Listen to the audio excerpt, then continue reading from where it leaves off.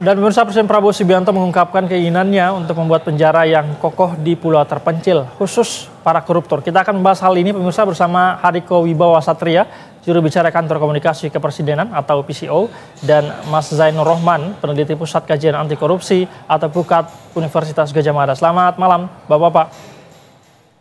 Selamat malam, Bang Said. Baik, saya langsung ke Mas Hariko. Mas Hariko, saya ingin langsung meminta keterangan Anda berkaitan dengan rencana Presiden Prabowo Subianto. Jadi apa sebetulnya urgensi utama dari rencana pembangunan penjara khusus ini? Iya, terima kasih Mas Said.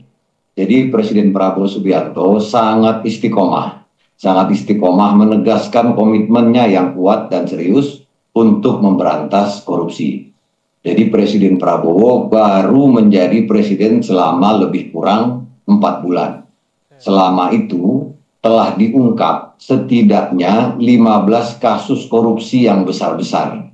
Termasuk kasus korupsi di Pertamina Patraniaga yang merugikan negara pada tahun 2023 sebesar 193 triliun lebih.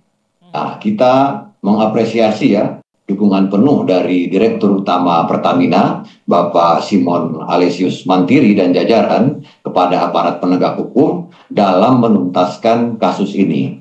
Sebagaimana kita juga menyaksikan dukungan kepada aparat penegak hukum juga diberikan oleh Ibu Mutia Hafiz, Bapak Angga Raka Prabowo, dan Bapak Nezar Patria dalam membongkar kasus judi online yang melibatkan lebih kurang 24 orang ya, pegawai di Kemkomdigi, dan juga saat itu disampaikan oleh Berita Satu dalam tayangannya. Mas Said, jadi Indonesia ini adalah seperti rumah ya, rumah terbesar keempat di dunia.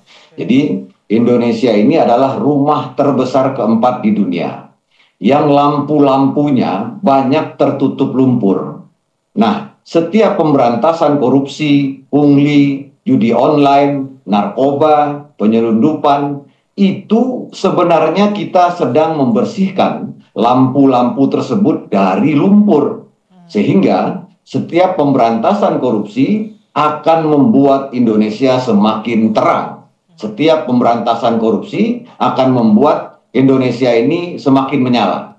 Dan Presiden kita, Bapak Prabowo Subianto, sudah sangat tegas mengatakan, mari kita bersihkan diri kita, mari kita bersihkan kementerian kita, mari kita bersihkan daerah kita dari korupsi sebelum masyarakat yang membersihkan kita.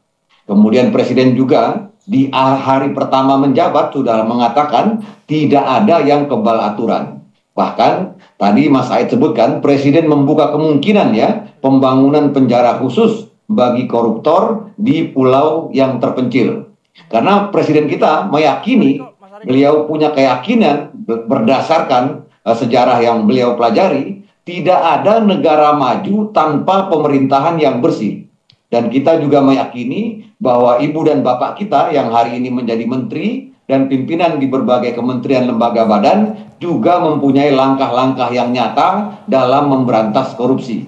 Dan di retreat kepala daerah di Magelang kemarin, kita semakin meyakini bahwa seluruh gubernur, wali kota, bupati, camat, bahkan kepala desa sedang menjalankan langkah-langkah nyata untuk memberantas korupsi, pungli, judi online, dan narkoba. Nah, yang terakhir Mas Said, kami pemerintahan Prabowo Gibran mengucapkan terima kasih kepada seluruh masyarakat atas dukungannya dalam pemberantasan korupsi. Lalu akan ada pertanyaan, apakah ada perlawanan dari jaringan koruptor, mafia, dan lain-lain?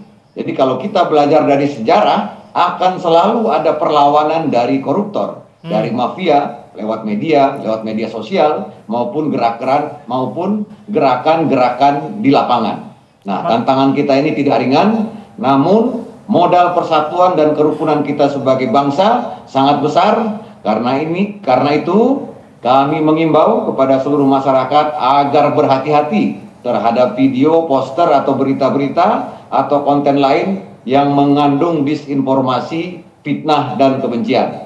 Oke, jadi mari sama-sama ya kita jaga Presiden kita, Bapak Prabowo Subianto. Mas Hariko, jadi sedang fokus penjara khusus koruptor ini, Mas Hariko, Mas Hariko, jadi Ya. penjara khusus koruptor ini sebenarnya sudah masuk kebijakan resmi atau baru wacana?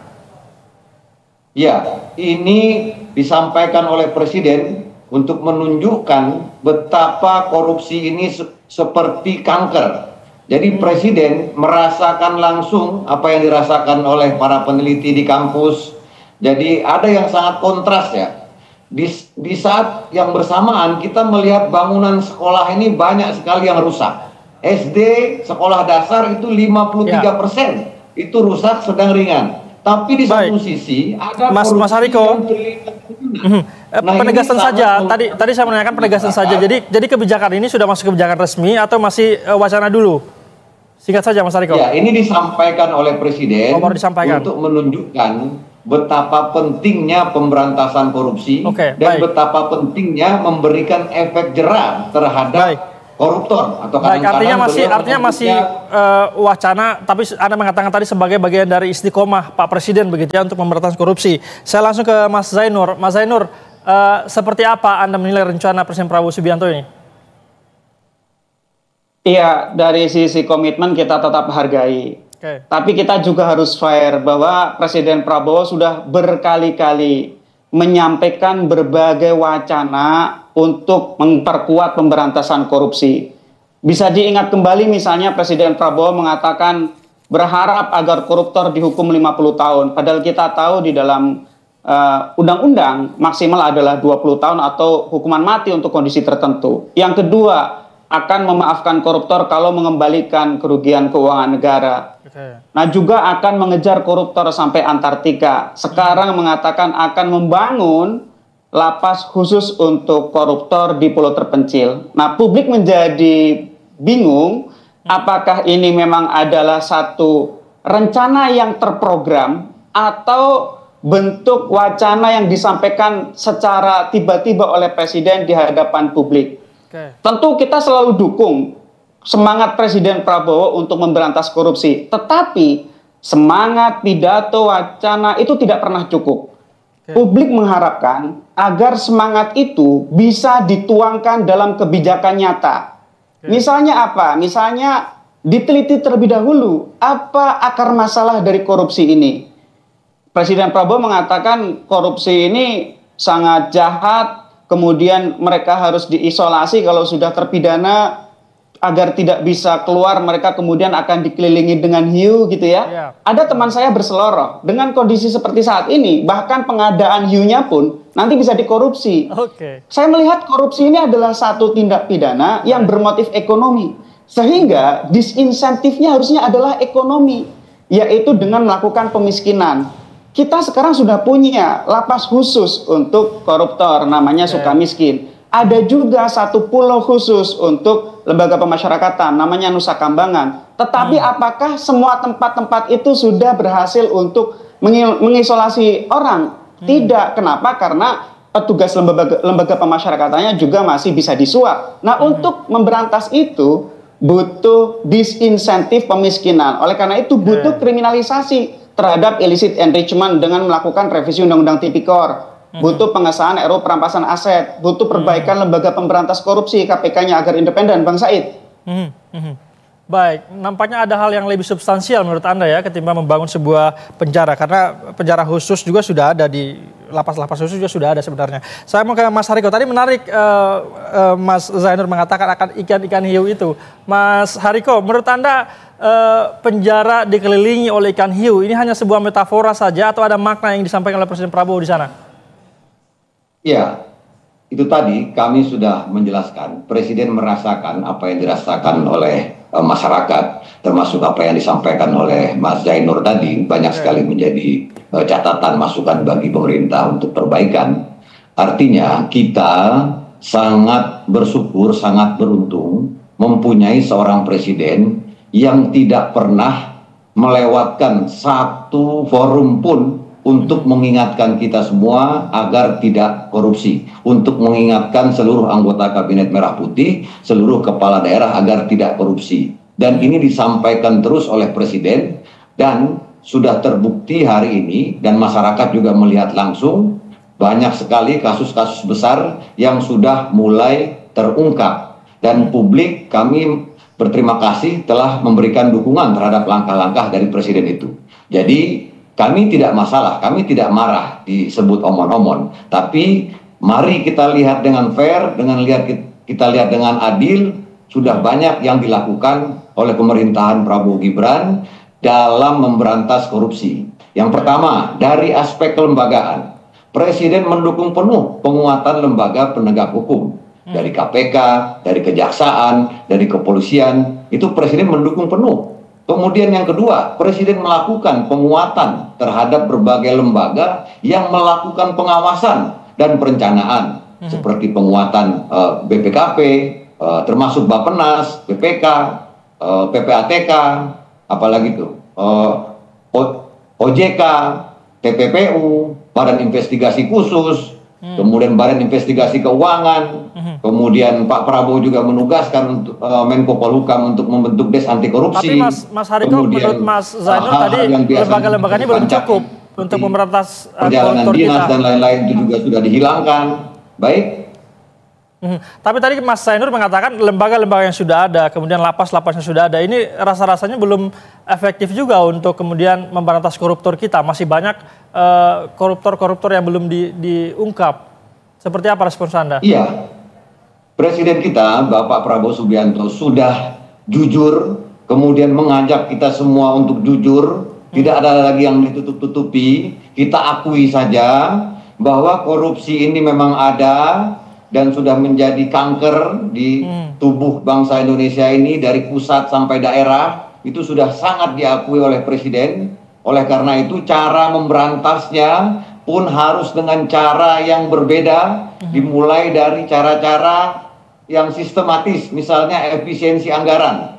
Jadi orang sudah tidak lagi berpikir bagaimana mengambil uang dari ATK yang dipangkas 90%, kemudian bagaimana memain-mainkan perjalanan dinas, bagaimana main-main dengan uang rapat, seminar, pengulangan FGD, itu sudah banyak yang diberantas. Dan di 2 bulan pertama kita sudah hemat 3,6 triliun. Dan kita masih lebih kurang 4 bulan, kita mohon dukungannya, mohon kritikannya, agar pemerintahan Presiden Prabowo akan terus memberantas korupsi, dan ini komitmen dari Presiden. Dan itu terus-menerus disampaikan oleh beliau, tidak hanya, sekali lagi, tidak hanya dalam pidato. Jadi kalau kita lihat di Magelang, di berbagai daerah, di mana Presiden bertemu dengan kepala daerah, beliau selalu mengginikan tangannya, kemudian seperti menyentuh badannya, dia bilang, awas kalau kau korupsi. Itu terus yang disampaikan oleh Presiden. Karena sudah sangat terbukti, banyak sekolah yang rusak, berbagai program-program renovasi sekolah, kemudian kebijakan-kebijakan lainnya, bantuan sosial, itu sudah pernah dikorupsi. Al-Quran, bahkan Al-Quran juga pernah dikorupsi. Jadi Presiden sudah sangat menyadari bahwa ini masalah yang tidak mudah, dan ini membutuhkan kebersamaan kita, dan harapannya, dan kami sudah melihat para menteri, kemudian para kepala daerah juga melakukan hal yang sama. Maksudnya mengingatkan seluruh jajarannya, bawahannya untuk tidak korupsi, karena ini sekali lagi sangat. Baik, jadi menurut Anda upaya-upaya yang sudah dilakukan ini sudah cukup efektif begitu ya, melakukan efisiensi kemudian memberantas korupsi. Salam ke Mas Zainur. Mas Zainur, menurut Anda apa yang paling dibutuhkan sebenarnya untuk memberantas korupsi di Indonesia? Apakah memang penjara atau sistemnya, atau apa yang menurut Anda yang paling penting, paling substansial yang harus dikerjakan oleh pemerintah? Iya, mungkin saya sedikit berbeda ya. Menurut saya setidak-tidaknya 3 hal. Yang pertama itu dari satu regulasi yang dapat mendukung efektivitas pemberantasan korupsi. Kita butuh kriminalisasi terhadap illicit enrichment. Sederhananya ketika ada penambahan kekayaan secara tidak wajar yang dimiliki oleh penyelenggara negara, harus dibuktikan secara terbalik. Kalau tidak bisa maka dirampas untuk negara. Itu harus dilakukan dengan melakukan revisi terhadap undang-undang tindak pidana korupsi. Yang kedua, kriminalisasi unexplained wealth dengan memasukkan di dalam RUU perampasan aset.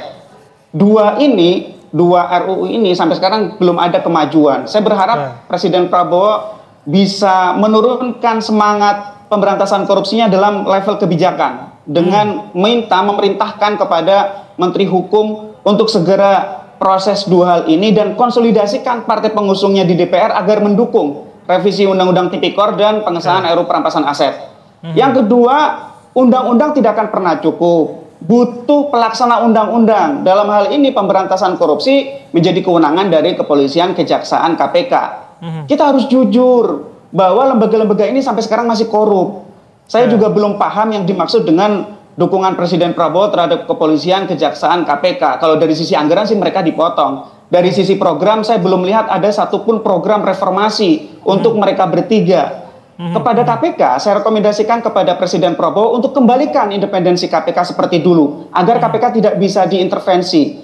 Caranya bagaimana? Revisi kembali Undang-Undang KPK, reformasi kepolisian dan kejaksaan. Apa yang dilakukan oleh pemerintah? Sejauh ini kita belum lihat apapun. Padahal tiap hari rakyat berhadapan dengan polisi. Tiap hari polisi menjadi berita di sosmed, di berita media online, di media cetak, di televisi, di radio. Betapa Polri kita itu yang kita cintai butuh direformasi. Mereka harus diperbaiki kesejahteraannya, rekrutmennya, mutasinya, promosinya, demosinya, pengawasannya, kelembagaannya, kultur kerjanya, agar mereka dapat profesional, sejahtera, dan dicintai oleh rakyat karena tidak abuse of power. Jadi sangat banyak yang harus dilakukan, tetapi sejauh ini mohon maaf saya belum melihat dalam tataran kebijakan. Yang saya baru lihat adalah dalam tataran arahan di pidato. Tentu pidato itu bagus, tetapi kita tidak bisa selamanya hanya mendengarkan pidato. Masa pemerintahan ini kan 5 tahun. Harapan saya dalam waktu 5 tahun, misalnya indeks persepsi korupsi Indonesia 50. Kalau itu berhasil, saya angkat topi. Saya katakan adalah Presiden Prabowo berhasil di dalam upaya memulai pemberantasan korupsi. Tapi kalau ternyata misalnya masih 40 atau bahkan di bawah itu misalnya, ya artinya di bawah 50 bahkan artinya tidak ada keberhasilan. Yang ada lagi-lagi hanya dalam bentuk pidato. Yang kedua, kan kita bisa melihat bahwa korupsi itu adalah tindak pidana yang dilakukan oleh penguasa. Dia adalah pidana jabatan. Yang bisa korupsi itu adalah para pejabat, para penguasa. Sehingga sebenarnya ketika Presiden Prabowo mengatakan tidak takut menghadapi korupsi, sebenarnya itu kan semua itu ada di dalam kekuasaan itu sendiri gitu ya. Semua adalah anak buahnya sendiri. Dari sisi himbauan, nasihat, peringatan, saya angkat topi. Tetapi dari sisi kebijakan, bagaimana membuat tata kelola pemerintahan yang baik, sejauh ini saya belum melihat adanya perubahan yang signifikan. Bahwa sekarang ada banyak kasus tipikor tidak jauh berbeda dengan sebelumnya. Pak Sanitiar Burhanuddin itu dari periode Jokowi itu sudah tangani Jiwasraya, sudah tangani Asabri, sudah tangani Surya Darmadi, sudah tangani Timah. Itu juga kalau di total ratusan triliun gitu ya. Jadi saya belum melihat ada perbedaan nyata. Baru akan terlihat perbedaan nyata kalau ada independensi KPK, Polri-nya bersih, kejaksaannya bersih, indeks persepsi korupsinya naik. Ya, kemudian rakyat baru bisa percaya bahwa itu ada langkah-langkah nyata dimulai dari membuat regulasi yang dibutuhkan dan reformasi kelembagaan. Kalau itu sudah ada, indeks persepsi korupsi Indonesia baik, investor datang sendiri. Kalau sekarang mau kita berpidato seperti apapun, kita iklan seperti apapun, investor belum akan percaya karena high cost ekonomi. Masuk minta izin sudah dipalak, membangun pabrik dipalak, membangun plan untuk PLTU dipalak dan seterusnya. Itu tidak terdeteksi dari pidato, itu terdeteksinya di lapangan. Oleh karena itu sekali lagi butuh instrumen hukum, butuh instrumen kebijakan, butuh reformasi kelembagaan. Bang Said. Baik. Ada banyak hal yang menjadi catatan begitu ya, regulasi, reformasi kelembagaan, mengembalikan independensi KPK. Ada banyak hal yang kemudian harus diperhatikan agar ini tidak hanya sebatas pidato begitu, harus dalam implementasi kebijakan. Respons Anda, Mas Hariko, seperti apa? Ya, tentu perbaikan itu terus dijalankan oleh pemerintahan Presiden Prabowo. Bukan hanya perbaikan kepolisian, kejaksaan, kemudian KPK, tapi seluruh kementerian, lembaga, badan, termasuk pemerintahan daerah. Itulah makanya pemberantasan korupsi, pungli, judi online, narkoba, penyelundupan menjadi salah satu fokus utama dari pemerintahan Prabowo Gibran sebagaimana yang termaktub dalam Asta Cita yang ketujuh. Dan hari ini kita sama-sama proses itu selalu dilakukan oleh Presiden Prabowo dengan memanggil setiap hari para menterinya, kemudian mengecek apa yang sudah dilakukan, kemudian Presiden dalam waktu yang tidak ditentukan mengecek langsung sudah sampai sejauh mana penegakan hukum ini, apa yang menjadi keluhan dari masyarakat. Dan tentunya proses-proses ini terus berlanjut, bukan hanya omon-omon seperti yang ibu dan bapak keluhkan, tapi masyarakat juga melihat langsung kok dalam kehidupan sehari-hari, dan ini prosesnya sangat terbuka. Dan kami perlu juga menyampaikan tadi yang pertama dari aspek kelembagaan, kemudian juga aspek penguatan, kemudian juga aspek kebebasan untuk berpendapat. Jadi banyak sekali masukan-masukan dari para akademisi, dari para pakar terkait dengan cara memberantas korupsi di Indonesia, dan itu semuanya terus dan sudah dipelajari oleh Presiden kita Bapak Prabowo Subianto. Dan hari ini kan kita sudah melihat ya, kasus-kasus itu betul-betul ditangani secara serius. Ya kalau disamakan dengan periode yang sebelumnya ya silahkan. Tapi kita tidak menyalahkan periode yang sebelumnya. Tapi sekali lagi, kalau kita lihat apa yang dilakukan, kasus-kasus yang ada hari ini, itu jauh lebih besar, jauh lebih berani. Kalau kita lihat dari pendapat-pendapat orang yang memahami sejarah pemberantasan korupsi di Indonesia. Tapi apapun itu, kami menyambut baik dan mencatat masukan-masukan dari Bapak Zainur Rahman. Sekali lagi terima kasih, dan kita mengakui dan bahkan Presiden di hadapan TNI, di hadapan Polri, di hadapan para penegak hukum juga sudah tegas mengatakan bahwa bahkan pakaian ibu dan bapak, gaji ibu dan bapak itu berasal dari uang rakyat. Jadi selama lebih kurang 4 bulan ini kita sudah berusaha dan akan terus meningkatkan sebagaimana tadi yang diberikan masukan oleh Mas Zainur Rahman. Tentu kita akan pantau seperti apa jalannya proses ini begitu ya, dan kita tunggu juga apakah penjara khusus ini sekedar wacana atau emang akan benar-benar diimplementasikan. Terima kasih atas waktu Bapak-Bapak sudah bergabung bersama kami di Berita Satu Utama, Mas Hariko Wibawa Satria, juru bicara Kantor Komunikasi Kepresidenan, dan Mas Zainur Rahman, peneliti Pukat Universitas Gadjah Mada. Terima kasih, selamat malam, salam sehat.